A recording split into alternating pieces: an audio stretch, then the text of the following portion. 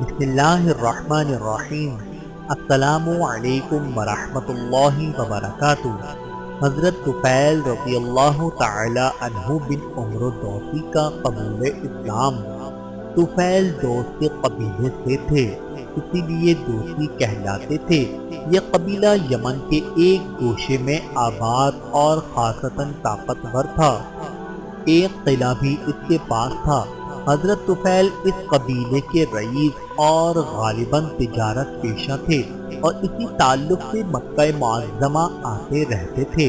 جس زمانے میں حضور اکرم صلی اللہ علیہ وآلہ وسلم مکے میں دعوت اسلام فرما رہے تھے، اس زمانے میں طفیل کا مکے میں آنا ہوا۔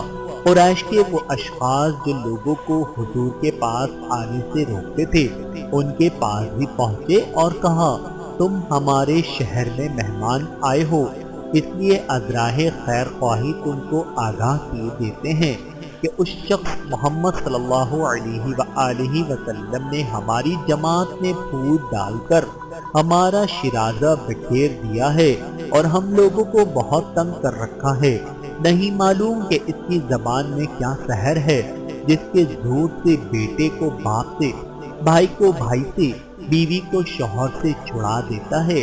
ہم کو خوف ہے کہ کہیں تم اور تمہاری قوم بھی ہم لوگوں کی طرح اس کے دام میں نہ آ جائے، اس لیے ہمارا دوستانہ مشورہ ہے کہ تم اس سے نہ ملو اور نہ اس کی بات سنو۔ غرض ان لوگوں نے طفیل کو سب نشیب و فراز سمجھا کر آن حضرت صلی اللہ علیہ وآلہ وسلم کی ملاقات سے روک دیا۔ طفیل نے ان کے خیال سے مباد حضور کی آواز کانوں میں نہ پڑ جائے، دونوں کانوں میں روئی ٹھونس لی۔ اتفاق سے اسی حالت میں ایک دن مسجد کی طرف سے گزری۔ اس وقت حضور خانہ کعبہ میں نماز پڑھ رہے تھے۔ اسلام کا شرف ان کی قسمت میں مقدر ہو چکا تھا، اس لیے تمام احتیاطیں بیکار ثابت ہوئیں اور کچھ آیتیں ان کے کان تک پہنچ گئیں۔ یہ کھڑے ہو کر سننے لگے تو اس میں بڑی دل آویزی سی معلوم ہوئی۔ دل ہی دل میں کہنے لگے، میں بھی کیا وہمی ہوں، میں خود اچھا شاعر ہوں، کلام کے محاسن و معائب کو سمجھتا ہوں، پھر اس شخص کا کلام کیوں نہ سنوں؟ اگر اس میں کوئی خوبی ہے تو اس کے اعتراف میں بخل نہ کرنا چاہیے، اور اگر ناقابل توجہ ہے تو التفات کی ضرورت نہیں۔ غرض اس طرح دل کو تسلی دے کر پورے غور سے آیات قرآنی سنی۔ یہ کیا معلوم تھا کہ کلام کے حسن و قباح کا فیصلہ ان کی قسمت کا فیصلہ کر دے گا۔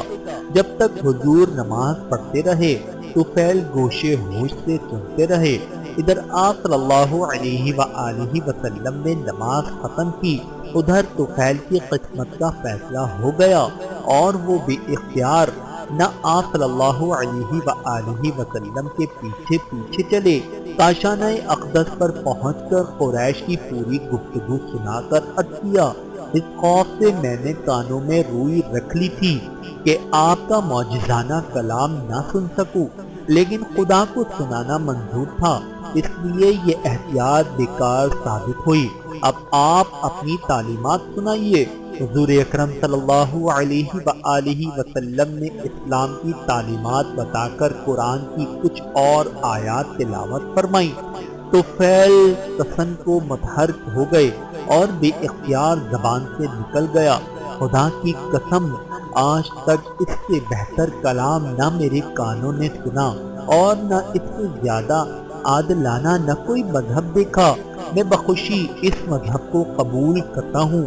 اسلام لانے کے بعد عرض کیا، یا رسول اللہ صلی اللہ علیہ وآلہ وسلم، میں اپنی قوم کا سربر آبرو شخص ہوں، اس لیے چاہتا ہوں کہ وہاں جا کر اہل وطن کو بھی دعوت اسلام دوں۔ آپ دعا فرمائیے کہ خدا اس کار خیر میں میری مدد کرے۔ حضور صلی اللہ علیہ وآلہ وسلم نے اجازت دے دی اور دعا فرمائی۔ گھر پہنچے تو والد ملنے آئے، کہاں قبلہ آپ مجھ سے الگ رہیے، اب آپ کا مجھ سے کوئی تعلق نہیں۔ انہوں نے کہا کیوں؟ کہا میں نے دین اسلام قبول کر کے محمد صلی اللہ علیہ وآلہ وسلم کا طوق غلامی گردن میں ڈال چکا ہوں، اس لیے آپ سے کوئی واسطہ باقی نہیں رہا۔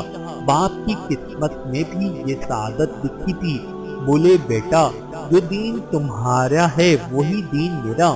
چنانچہ اسی وقت نہلا دھلا کر ان کو اسلام کے دائرے میں داخل کیا۔ بیوی کی آمد کی خبر ہوئی تو وہ بھی آئیں، ان کو بھی وہی جواب دیا جو پہلے والد کو دے چکے تھے۔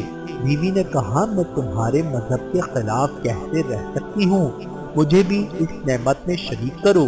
چنانچہ ان کو بھی مشرف با اسلام کیا۔ گھر روشن کرنے کے بعد قبیلے کی طرف متوجہ ہوئے، لیکن اس میں آواز بے اثر رہی۔ ابو ہریرہ کے علاوہ سب نے اسلام قبول کرنے میں دیر کی۔ حضرت طفیل ابو ہریرہ کو لے کر مکہ واپس آئے اور آن حضرت صلی اللہ علیہ وآلہ وسلم سے عرض کیا کہ میری قوم میرا کہنا نہیں مانتی، آپ اس کی ہدایت کے لیے دعا فرمائیے۔ آپ نے وضو کیا اور اپنے دونوں ہاتھ آسمان کی طرف اٹھا دیے۔ حضرت ابو ہریرہ کہتے ہیں کہ آپ کو اس حالت میں دیکھ کر مجھے اندیشہ لاحق ہوا کہ آپ میرے قبیلے والوں کے حق میں بددعا فرمائیں گے اور وہ تباہ و برباد ہو جائیں گے۔ توبہ ساختہ میری زبان سے نکل گیا، میری قوم، لیکن رسول اللہ صلی اللہ علیہ وآلہ وسلم بددعا کرنے کے بجائے کہہ رہے تھے خدایا قبیلہ دوس کو ہدایت دے، خدایا دوس کو ہدایت دے اور اس پر ابر رحمت کا نزول فرما۔ چنانچہ وہ حسب ارشاد نبی صلی اللہ علیہ وآلہ وسلم دوبارہ گھر لوٹ کر تبلیغ و ہدایت میں مشغول ہو گئے، اور حضور کی دعا کی برکت سے کچھ دنوں کے بعد دوس کی متعدد تعداد اسلام کے حلقہ اثر میں آ گئی۔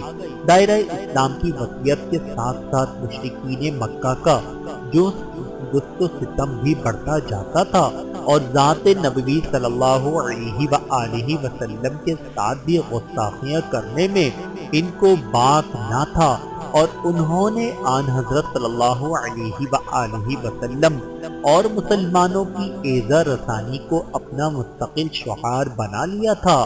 دوس میں ایک نہایت مضبوط قلعہ تھا۔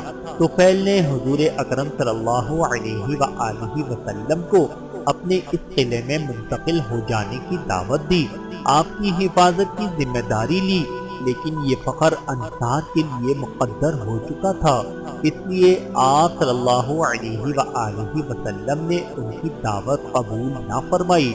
جب آپ ہجرت کر کے مدینہ آ گئے اور بدر واحد خندق کی لڑائیاں بھی ختم ہو گئیں اور خیبر کی تیاریاں شروع ہوئیں کہ حضرت طفیل تقریباً 80 گھرانوں کے ساتھ مدینہ تشریف لائے، لیکن حضور خیبر میں تھے، اسی لیے یہ پورا قافلہ بھی وہیں روانہ ہو گیا۔ اگرچہ دور کے اکثر خاندانوں نے مشرف با اسلام ہو چکے تھے، تاہم مدتوں کے عقائد دفتن نہیں بدل سکتے تھے۔ چنانچہ ذوالکفلین نامی بت کا صنم خدا باقی تھا اور بت سے لوگ اس کی پوجا کرتے تھے، لیکن طفیل کا موحد دل دوست کے دامن پر شرک کا ایک دھبا بھی نہیں گوارا کر سکتا تھا، اس لیے حضور سے درخواست کی کہ مجھ کو ذرۃ الکفیل گرانے کی اجازت مرمت فرمائیں۔ آپ نے اجازت دے دی، چنانچہ وہ کچھ دوستیوں کو لے کر گئے اور بت کو خدا کو ڈھا کر بت میں آگ لگا دی۔ حضرت طفیل رضی اللہ تعالی عنہ بن عمرو دوسی پر اللہ رب العزت کی کروڑوں رحمتیں نازل ہوں، آمین ثم آمین۔